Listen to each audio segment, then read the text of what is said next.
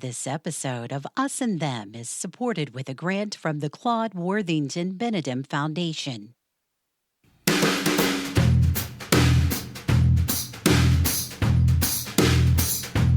Hey, it's Trey Kay, and from West Virginia Public Broadcasting and PRX, this is Us and Them, the show that tells the stories about the things that divide us.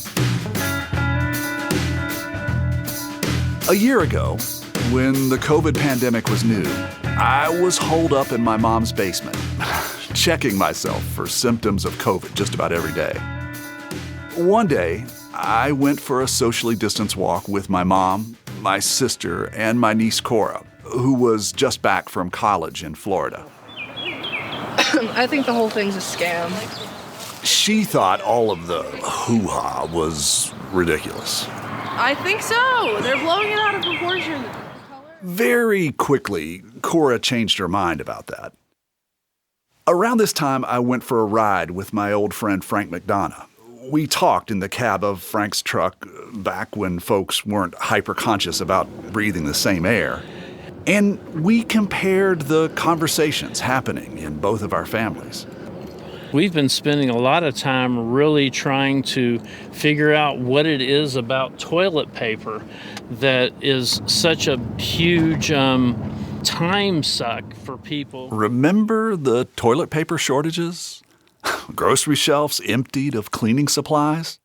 Seems like a long time ago. I've talked to lots of West Virginians over the past year. And today, I'm going to check back in to see how they're doing. It's been a year since we started using words like coronavirus, COVID, pandemic. More than 500,000 Americans have died, and many others suffer long-term effects. It's been a hell of a year. No matter where you live, I'm guessing you'll remember 2020 most for COVID-19.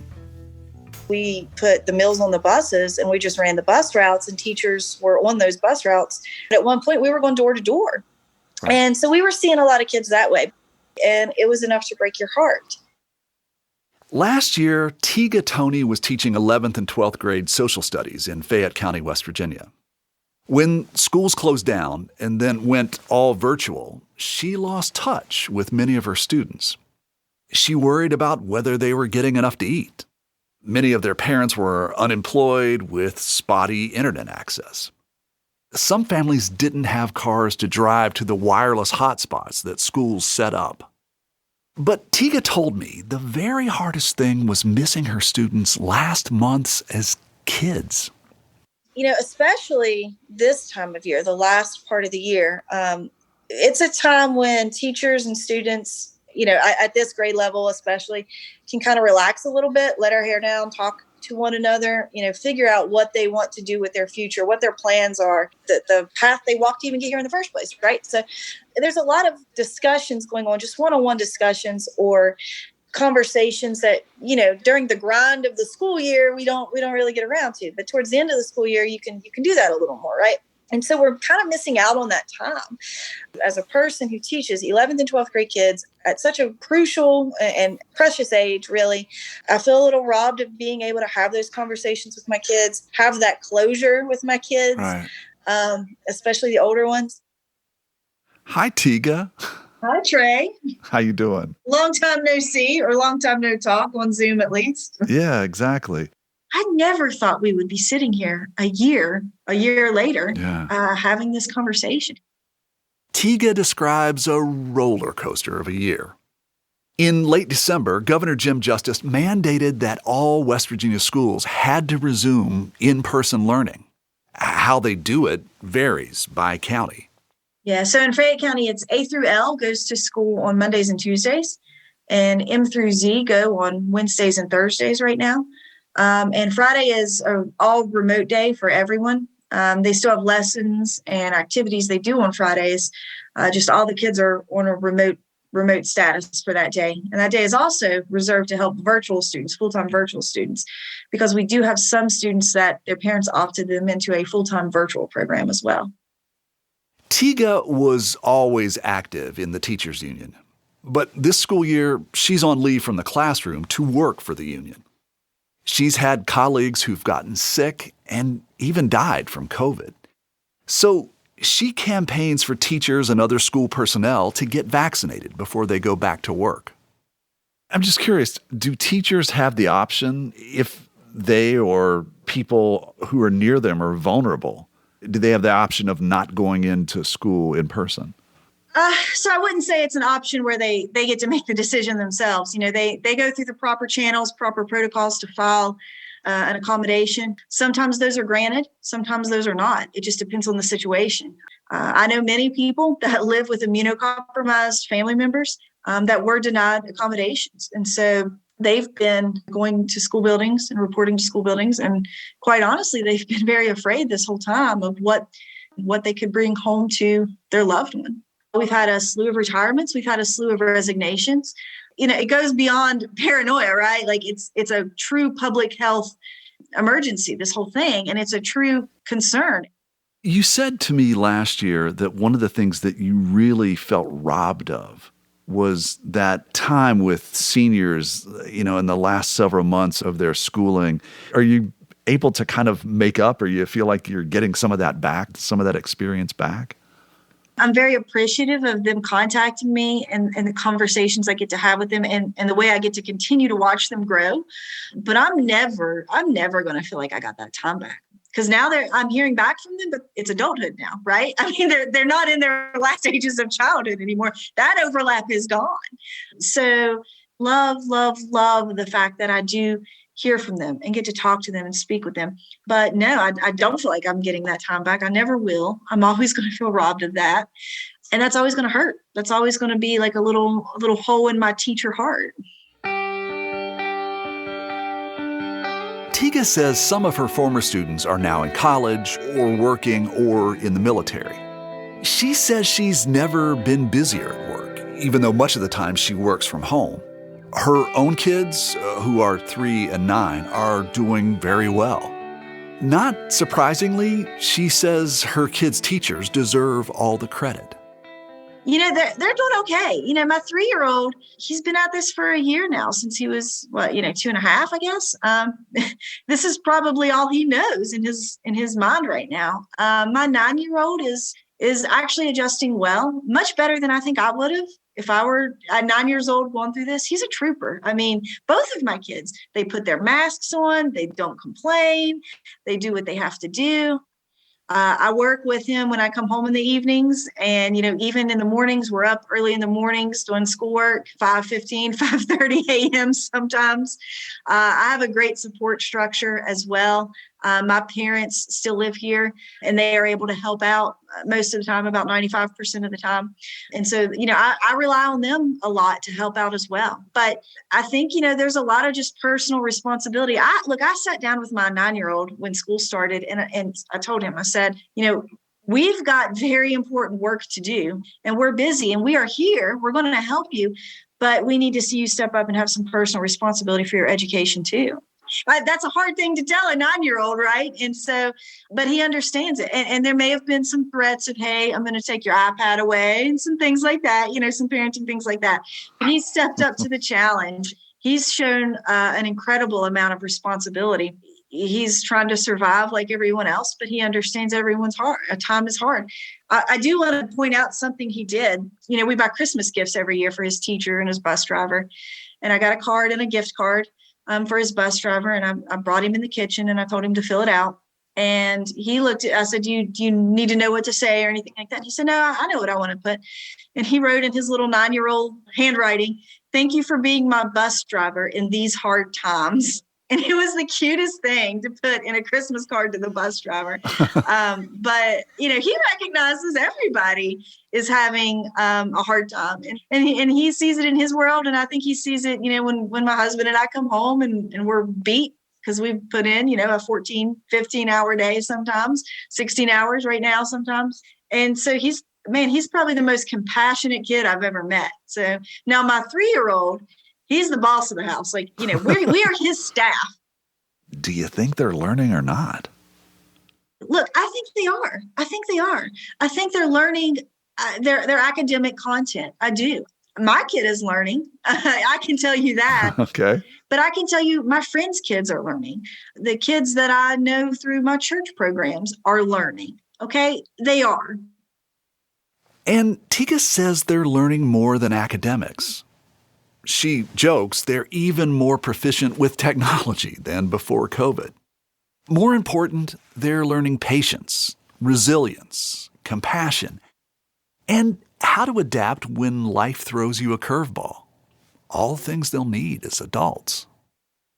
What I remember about our talk last year was how we had spring break, and then basically there was a shutdown and nobody went back from spring break. And then basically all the teachers, you in your area, and it seemed like teachers throughout the state, were really having to make up a way of educating students with a system that they put together with chewing gum and baling wire.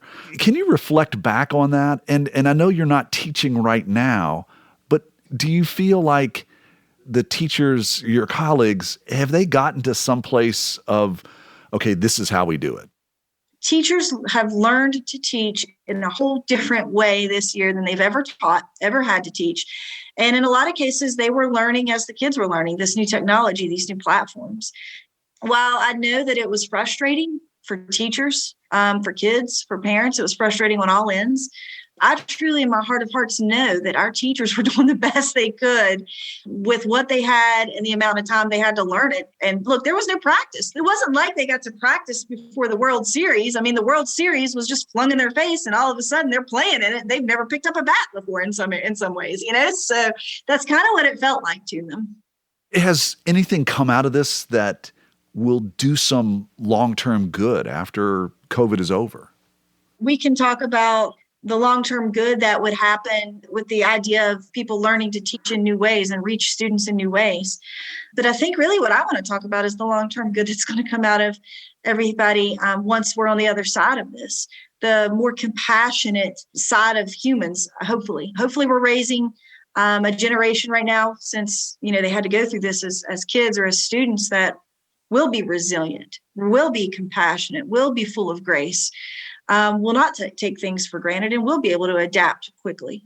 And I know it's hard to feel this way right now when you're in the middle of it, in the thick of it. There's something to be said for collectively doing something and then coming out on the other end successful or victorious. When it's over, I hope the teachers come out and they feel successful and victorious for everything that they went through and everything that they did, and they still managed to take care of kids.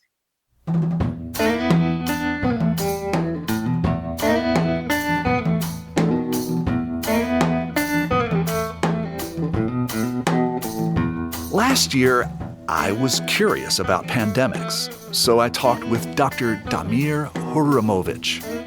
He's a psychiatrist who studies the history and impact of pandemics. He says that they change the shape of societies, but as soon as the pandemic is over, people tend to forget about them as soon as they can. When I checked back in with Dr. Huramovich recently, he said he never expected this pandemic to last as long as it has.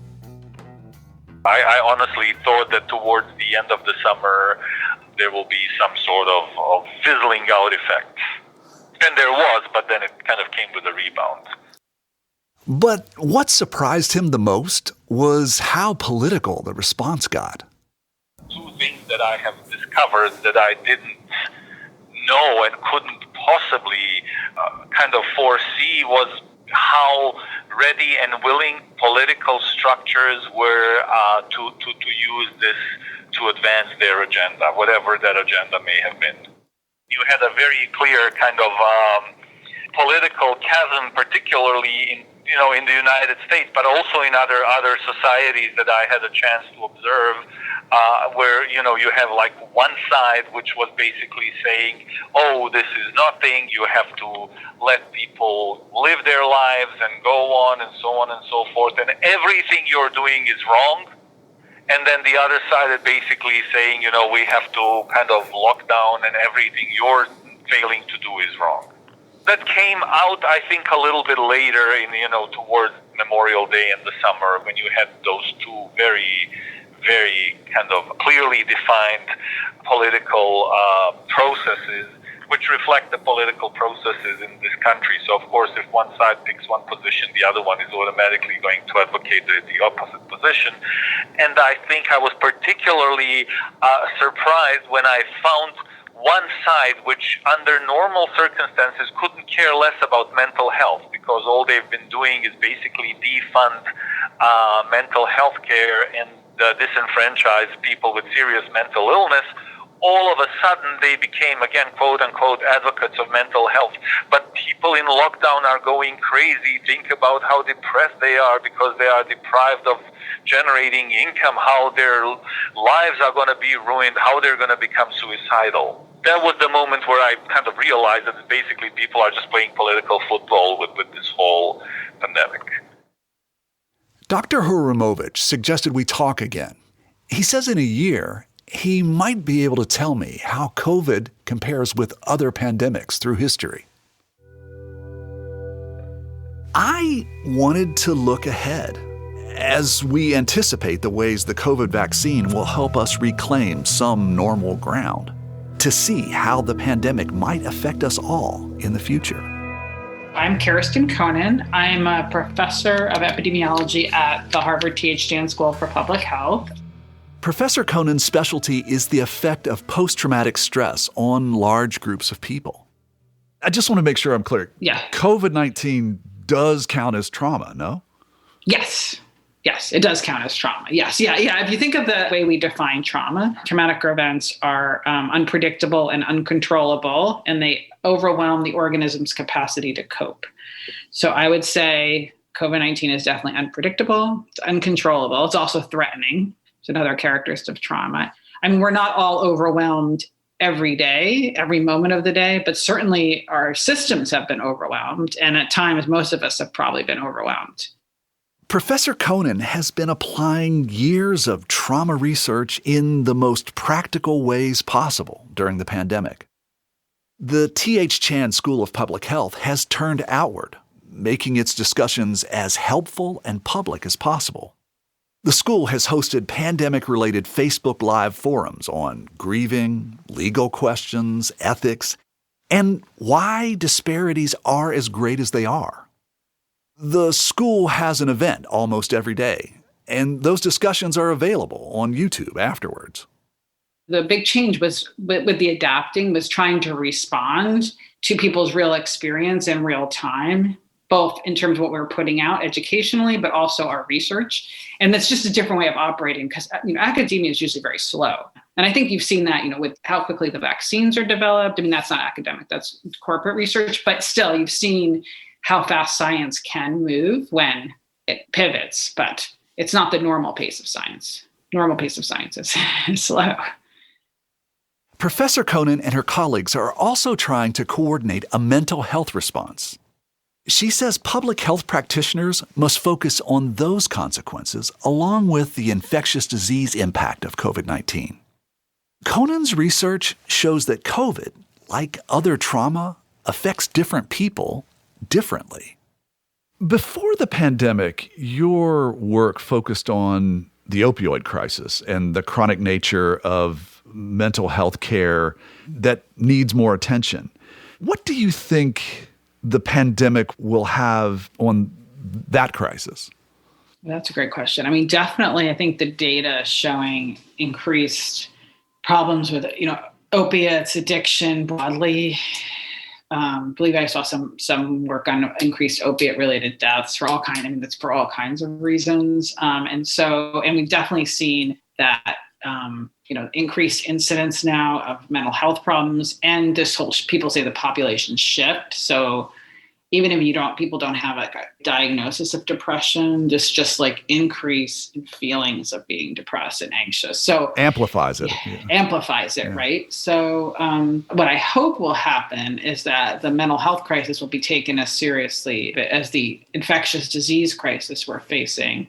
And I would love to see at the White House level a mental health czar, someone in really high up who's tasked to address the mental health challenges from a real population level. And I include in that addiction, like opiates, because it's great to have more therapists and more access to treatment. That's really important, telehealth. But I think the problem's bigger than that. The answer isn't going to be everyone has their own therapist. It's not feasible. And we're going to have to think of some more solutions at, the school level, the community level, thinking about mental health in ways that we haven't really done before as a society. In Appalachia and in West Virginia specifically, the opioid problem has been massive, and it's affecting society in a really deep way, damaging individuals, families, communities, the regional economy. And then in 2020, you have the cloud of this pandemic that kind of rolls in and it eclipses everything. So I guess my question to you is, when you are researching these traumas, do you have experience in kind of working with, measuring, dealing with layers of trauma? Some of these people clearly are so committed to the opiate problem, and it's, and it continues, if not nothing, it's probably just worse, right? Then they're continuing to work on it. And I think you hit on another longer term cost, is that so many resources are being put into addressing the COVID issue, which makes sense, that there's other things have been neglected and they didn't go away. Like you said, the opiate crisis didn't go away. Even if it's receiving less attention at the moment, it didn't go away. Right. Probably is worse. Well, my reporting is indicating that it is worse. Right. I think that's the evidence I've seen too, is that it is worse. Addiction generally is worse. And we're going to see reverberations for a long time.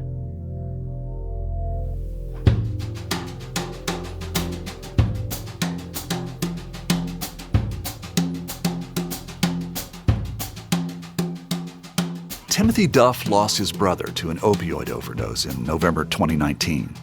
I talked with Tim for our program about COVID's impact on mental health. Even before COVID, he was having a tough time. He knew he needed help. Things that I just need to navigate, that I need someone to speak with. I can't afford it. So that's been a challenge for me. Tim was so isolated and depressed, he had contemplated killing himself. He was working 2 jobs to make ends meet. He was not feeling safe. And I'd been thinking about him and hoping he was doing okay. So a few weeks ago, I called him up. Hey, Timothy. Hey, Trey, how are you? I'm grooving, man. Oh, look at you. When I saw Tim on the Zoom call, he was rocking a cool 80s style fade haircut. He was looking good. He no longer has to work 2 jobs. He's got a promotion at the Partnership for African American Churches, where he's the operations manager. He can pay his bills, help care for a nephew who lives with him, and study for a master's degree. What's your master's in? It can be a master's in business administration. Okay. So focused in management. And where I was then, last time we talked, I feel 10 times better. I feel more rested, more focused, 10 times happier. I'm just in a much better place, Trey. It sounds like over the past year, what you have been doing is really healing yourself. Mm-hmm. How has COVID impacted your community and the world around you? This just really allowed for more family time.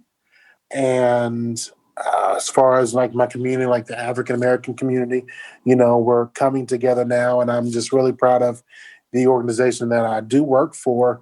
We have Black faces out there providing testing to people, because some people wouldn't go out. And if they see a familiar face, they are, more willing to go, because the African American community was suffering from lack of tests, people not going, people not trusting it.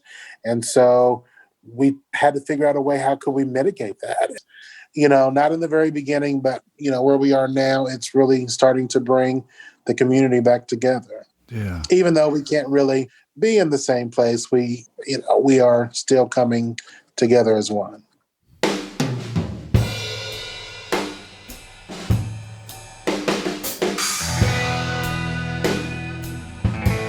Coming up, we catch up with more of our friends from this past year, including a nurse who's working in some of the country's worst COVID hotspots.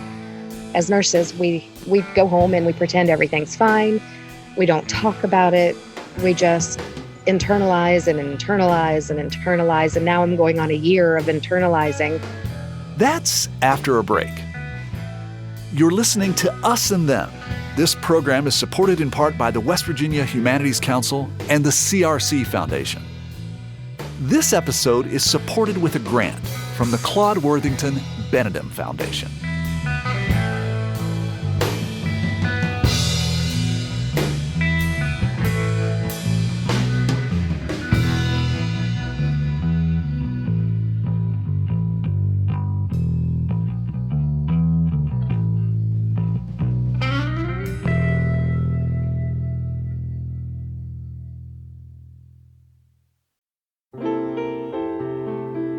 Music lifts us up and brings us together, even when we can't get together in person. Mountain Stage brings you live performances on the air, online, and in our podcast. They remind you how it feels to be in a live audience listening to live music. This is Larry Gross, host of Mountain Stage. Find a link to our stations and our podcast online at mountainstage.org.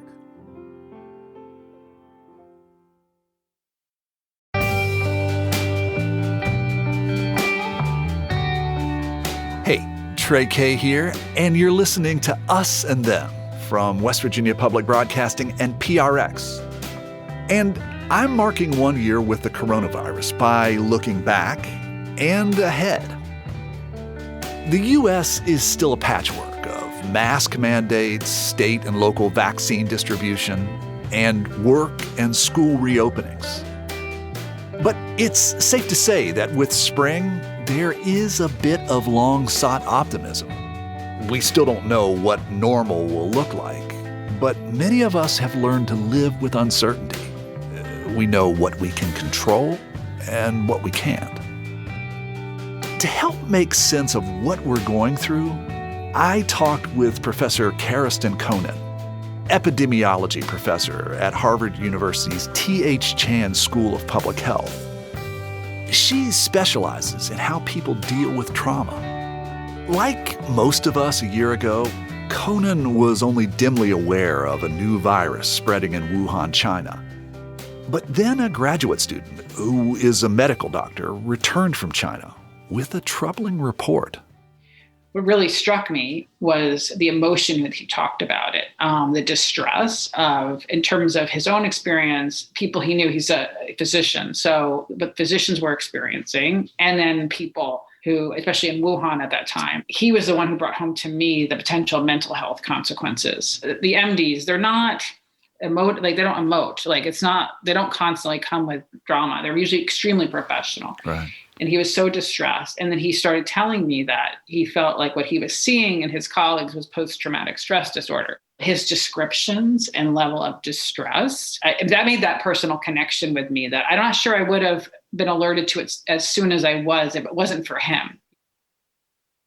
Konen told her colleagues about the situation, and they set up a brainstorming session to see if they could come up with anything helpful, just in case the virus spread. Konen says usually there are a handful of people on such a call. This time, that meeting had more than 100. One of the things that's been somewhat consistent coming out of the research, which is maybe a little surprising to me, is that for younger people, the mental health effects have been worse than for older people. Really? They've had a lot of losses, a lot of disruptions, that period of time, like early adulthood, when your social connections are so important, that's been disrupted. Definitely we've seen that with people who are parents. There's been more stress. It's very hard to process a trauma when you're in the middle of it. Right. Like when we're in a crisis, we have to focus on getting through the crisis, right? The crisis. Professor Konen has studied many crises that took time to resolve. Wars, for example, even genocide. But even traumatic events that were sudden, like September 11th, they take time to resolve too. Going back to the 9/11 terrorist attacks, the companies really wanted to help their employees, so you mandate people be in a group and talk about what happened, right? There was something called critical incident stress debriefing. Forcing people, sort of mandating that people process it, that's damaging. Some of that work caused post-traumatic stress disorder. Wow. That actually people who were in those groups did worse than people who weren't. And when they try to disentangle it, one of the reasons is because you have to let people at some level have their own process. You can't sort of, it's not 100% good to process at the same time.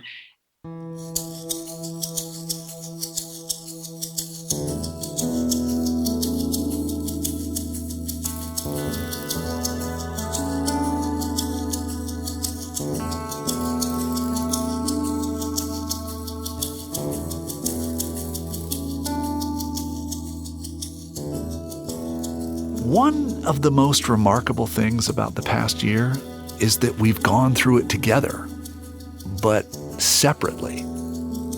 We've had to redefine boundaries. Who is in our bubble? How do we stay connected to family, friends, school, work? And for the millions who have experienced sickness or the death of a loved one, then there are even more difficult decisions to make and more healing to do. I could see everybody. You got the whole fandamily there in the picture. Yeah. So can you introduce me around the room? Just point to everybody. Absolutely. This is my wife, Amy. This is my son, Caleb. My daughter, Bela. My son, I Wayne. talked with Eli Snell and his family before, but I'd never seen them. That's because when we talked last year, we talked over a landline telephone that they passed around the room.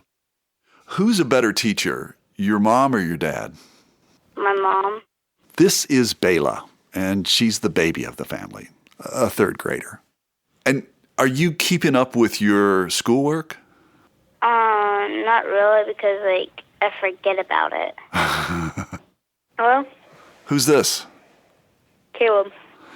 Caleb is in the 4th grade, and he says he might want to be a NASA engineer. Do you ever get worried that this time out of school may be making it harder for you to reach your goal? Yeah, probably. I just don't get enough work done per day. Sometimes I don't even work at all per a day. Last year, the 5 Snell kids were struggling with paper packets the school sent home. At the time, they couldn't imagine how long remote learning would last or how they'd adapt. Amy Snell was really worried. They are at a disadvantage because they're not getting the education that they need. I feel like a failure every day because I'm not providing the education that I know that my children were getting at school. My husband and I feel like we're really going to have to step our game up if we're going to teach our children, and we'll just have to get more creative and find ways to keep our children focused and for us to stay focused and find ways to educate them. We're not sure what that is at the moment.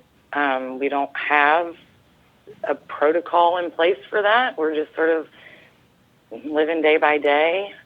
You know, we always say there's a time to thrive and there's a time to survive. And right now I feel like we're on the time to survive. What a difference a year and internet access make. We managed to create a space that we're really proud of. You know, it's got, we've got built-in chalkboards and everybody's got a desk and everybody's got space and their own area that mom can sit down and move from one table to the next and help each person. We're really proud of what we created as a home learning environment, to say the least. Yeah, we spend lots of time up there. We spend a lot of time there. It's become the hangout spot. Yeah. The family bought a new router. Their internet access isn't great, but it's workable. Last fall, they had a choice to go back to school 20 minutes away or stay with virtual learning. Amy says it was not a hard decision. They wanted to stay safe and keep the kids' grandparents healthy. Then the other part was there was no plan from a national level to a state level to your county level. There really wasn't a plan. And I don't go into things without a plan. So if that's the way it is, I'll make up my own plan, whether it's right or wrong. That's what I do. all the children were given devices. So they all have iPads or a MacBook that they can work off of with the program, downloaded on that. So they all have modules for each course that they go through. But however, the modules they're tough for the kids to get through. So I sort of dig through them with them and help them understand what it is the module should be teaching them. One of the things you said last year was you talked about that the students do great. Students, meaning your kids, do great when they have teachers, and they don't always do great when they are learning from their parents. Has anything changed in that dynamic of you doing the educating? Yeah, I think so. And I would like to believe my children think so too, particularly with math, where Bayla really struggled with math last year. She's doing fantastic. I've enjoyed working with them and teaching them. I know Bayla said the other day that moms and teachers should not be the same people. And I understand that from her perspective, but I think they're doing really well. Wait a minute. I want to hear that from Bayla. So why should moms and teachers be different people? Because moms they have to do other things, like to do things around like their house and stuff. And they can't be teaching us all the time, like every single time, all day, every day. Well, she has been. It's just what I've been doing. It's all day. That's what I do. Yeah, and sometimes she has to go like help out around the farm, and she can't like teach us. Yeah. Then. What happens then? Then we just wait until she comes back and does schoolwork. Okay, so what do you do while you're waiting? Sometimes I leave you with assignments like read books. Yes. And sometimes we just play games, watch on our tablets or something. They do some modules on their own that they actually can work through on their own. Like their art assignments and stuff like that they can work on while I'm not here.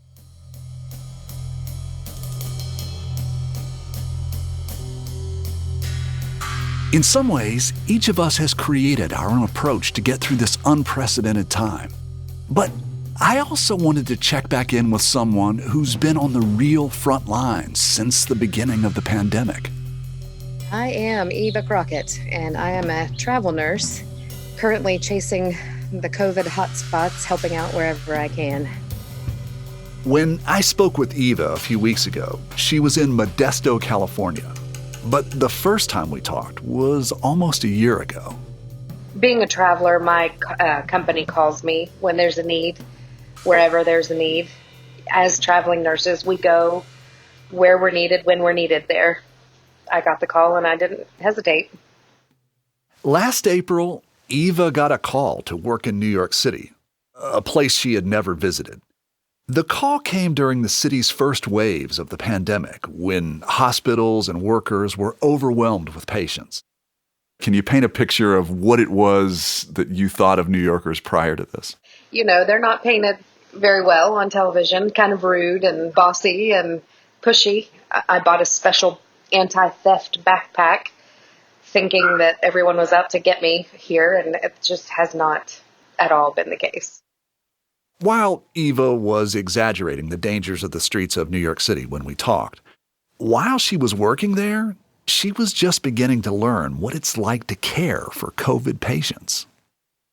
There's an emotional element, that part, that you cannot prepare yourself for. No matter, you think you've seen enough. You think you've seen enough death and you've dealt with it enough in your career. Being an ICU nurse typically means we see the sickest of the sick and we help them get better. Is he frozen? No, I see your eyeballs moving. You throw yourself into every situation 110% with the goal of getting people better. Doesn't always work out. Usually, though, it's known end-of-life events. That isn't the case here. The deaths that we're seeing are very unexpected, and nothing that we know should work is working. While Eva was working in New York last year, she tried to explain what it was like to be surrounded by death. Honestly, we're losing people every day. Literally putting our sweat and tears into this, into saving a life. And when it's completely ominously evident that we're at the end of the rope. I don't know that I can effectively explain that emotion that overcomes you, because you don't realize the adrenaline.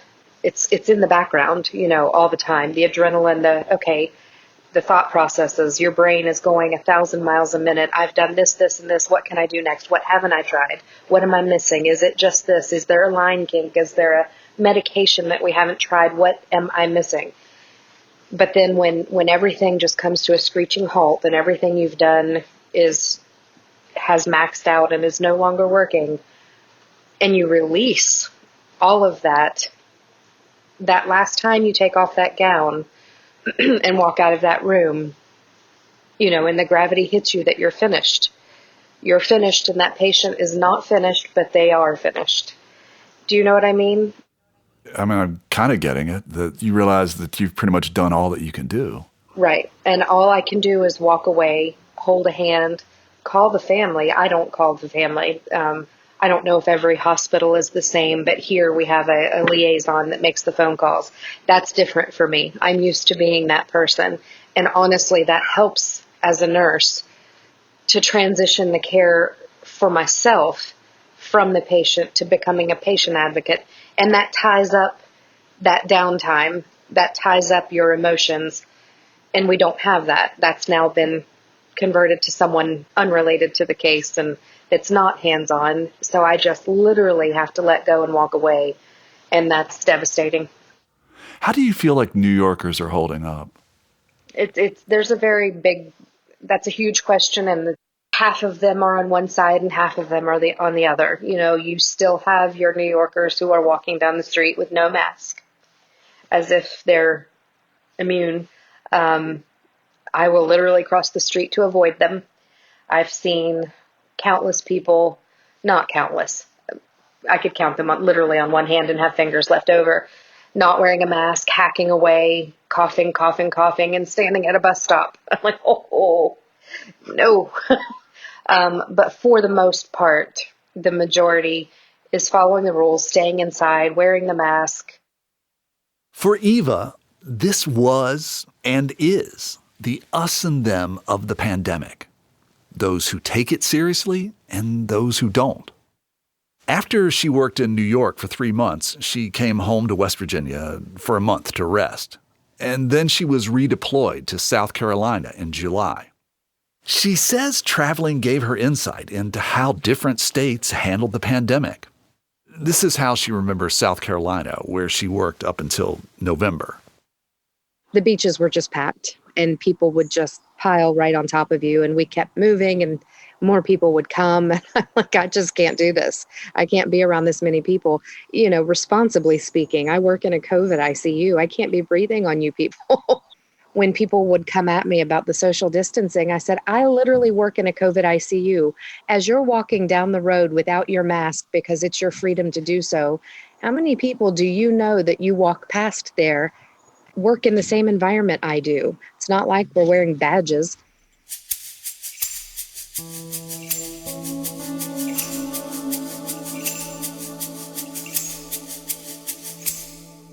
Where are you now? Where are you? I'm in Modesto, California. How's this pandemic playing out there right now?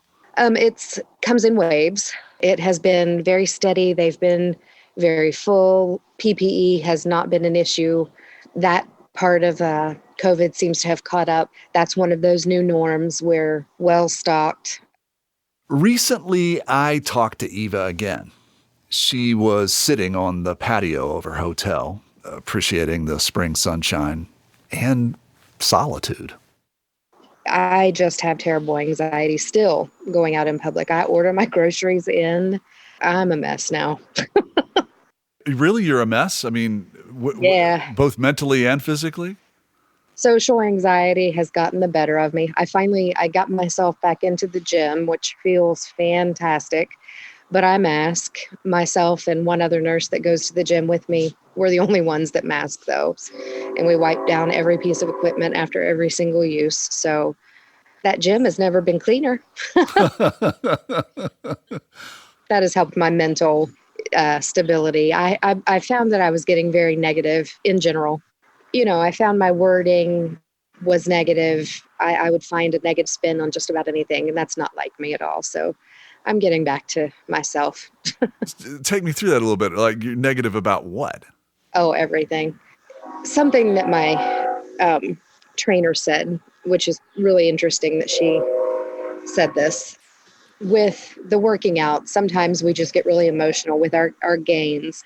We push ourselves, we test with weights that we've never used before, and we're impressed that we're able to do something that we never thought we'd be able to do. And lately, we just cry. We're like, what is going on? Why am I crying? And it's not just that we did something so wonderful that feels so good and we're proud of ourselves. It's the climate.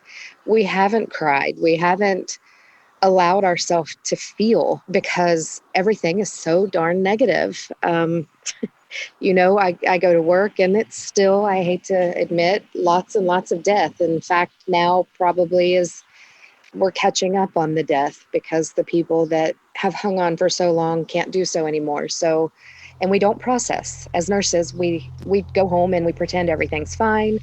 We don't talk about it. We just internalize and internalize and internalize. And now I'm going on a year of internalizing. A year in which a third of Americans have lost someone to COVID. And during that time, Eva Crockett has traveled the country from hospital to hospital with a front row seat. But soon, Eva will take time to celebrate her son's wedding overseas. While some of the people I reconnected with are doing well, I have to tell you, at least one person did not want to be re-interviewed. Because since we last spoke, her family is struggling with the effects of the pandemic. Vaccination doses and stimulus dollars are circulating and sure to help. In the coming year, we will continue to figure out what we've learned. I asked everyone I talked to how the coronavirus has changed their approach to life. Here's Nurse Eva Crockett. Be prepared. Absolutely be prepared. Don't become complacent and comfortable that this is the kind of patients you get, so that's what you're going to get, and be prepared for anything. They need action plans in place. A lot of hospitals created action plans or reevaluated the plans that they already had in place for mass casualties, or, we all had them. We all had if there's a train derailment or an airplane crash or whatever. But I'm fairly certain all hospitals are reevaluating that, because if this has not only been a tragedy, but it's been a year. And this is Amy Snell.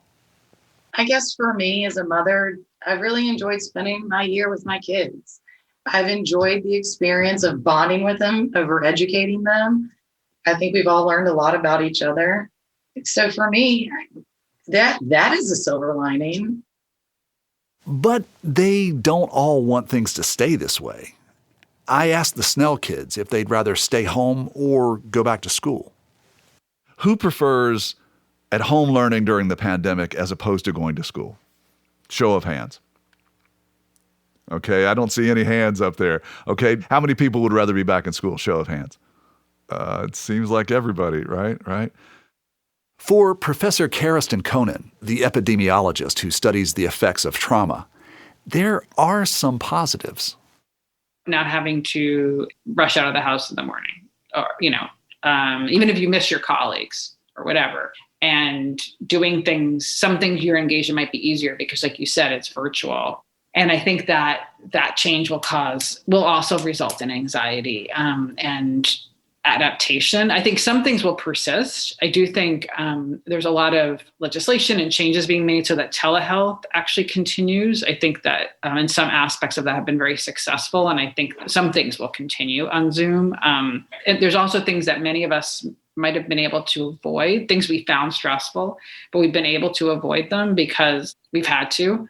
And, avoidance reduces anxiety, but now that we'll have to go back, we may be anxious. I have a friend who's a clinician who sees anxious kids. And she said a lot of the kids who were anxious aren't as anxious anymore because they don't actually have to go to school. Right. Yeah. But I think there will be a lot of challenges with back to normal, whatever that is. Right. And whatever it is.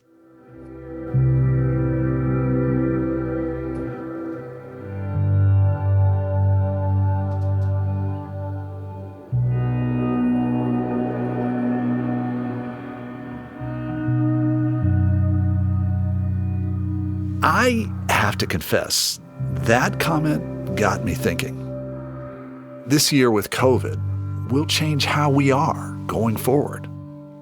And it's impossible to know how much until we get there. I'm really looking forward to the first time I can give a friend a hug. But that's just me. I also wonder how long it will take for us to feel comfortable in a crowd.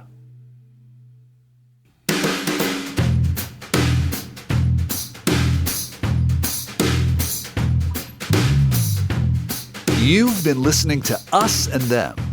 Our team for this episode is me, Trey Kay, Lori Stern, Brad Stratton, Marisa Helms, Kyle Vass, and Kate Smith. Michael Lipton and Tristam Lozow wrote and performed the Us and Them show music. Mark Lerner designed our logo, and Lelena Price provides us with images for the web. The wonderful people at PRX and West Virginia Public Broadcasting make Us and Them possible.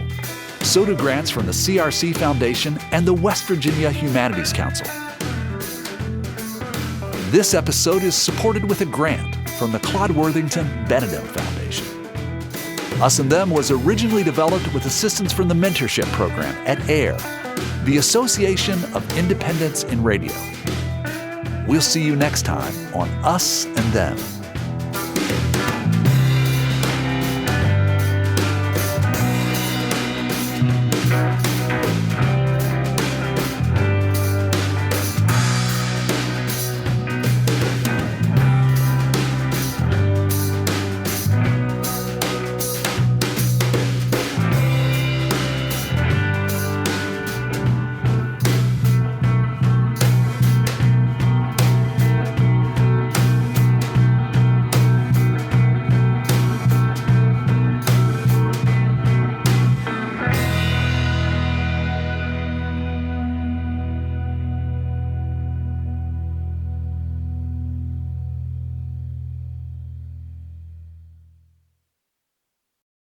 Support for this podcast comes from the Corporation for Public Broadcasting. From